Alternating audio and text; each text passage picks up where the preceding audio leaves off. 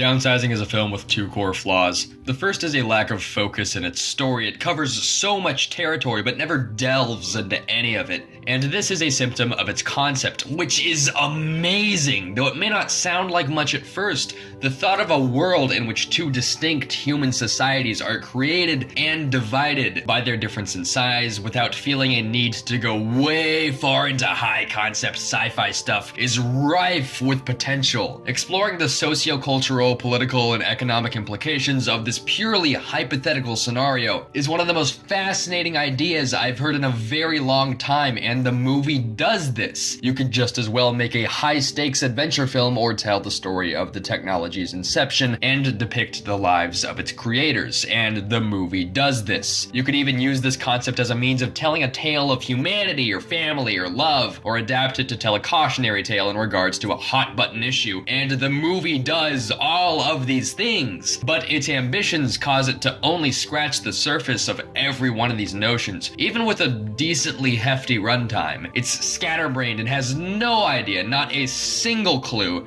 as to what it wants to be. I can't get invested because the writers never develop anything to a point of intrigue. A lot of the writing is just questionable in general. There's major issues of conflicting tones and generally dumb, unfunny dialogue, and its scatterbrainedness causes multiple plot threads and entire characters from its earlier parts to be abandoned very quickly and really have zero bearing on events in the film after their individual arcs. Nothing connects, nothing is at all congenial. The shifts in direction are so obvious and tend to take you out of the experience. They at least try to connect one line spoken by Matt Damon's grandmother to themes explored later in the story, but it's not enough, and her character serves no larger purpose outside of that. If they were trying to go for a sense of this one protagonist benignly leading his mildly extraordinary life, more so a series of vignettes than anything else, a la Forrest Gump, they completely fail because the movie has a very traditional three-act structure with a near complete sense of closure that betrays this entire storytelling philosophy. But above being an environmental parable,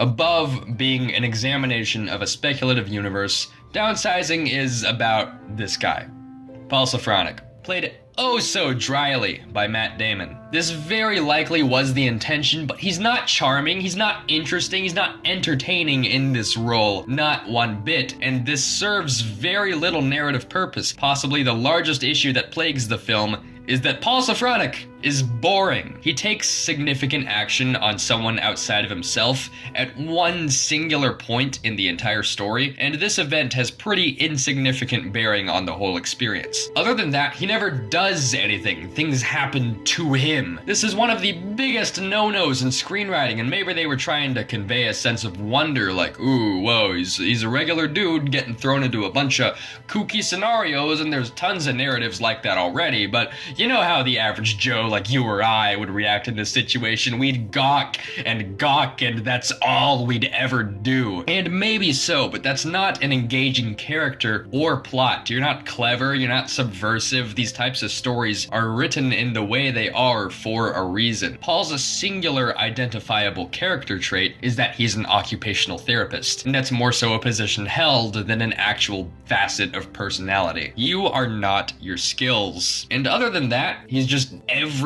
other movie protagonist ever. That's really all there is to say about that. Most everything else is really sturdy, it's perfectly adequate, there's some neat shots, Christoph Waltz is fun, and Hong Chau gives an honestly standout performance. Her speaking cadence and body language perfectly mirrors someone trying to communicate through a very present language barrier. Downsizing is not without its good qualities, but it may be the biggest disappointment of the year, and I'm feeling a 5 out of 10. You can make 10 spectacular movies with the ideas presented in this one, but it has no sense of narrative direction. And good lord, what a terrible financial decision. This thing cost $70 million. Who thought this was a good idea? Not a bash on the film's quality, but movies like this don't tend to bring in waves of folks. So don't be surprised when this thing has a hard time making its money back, Paramount Pictures, a Viacom company.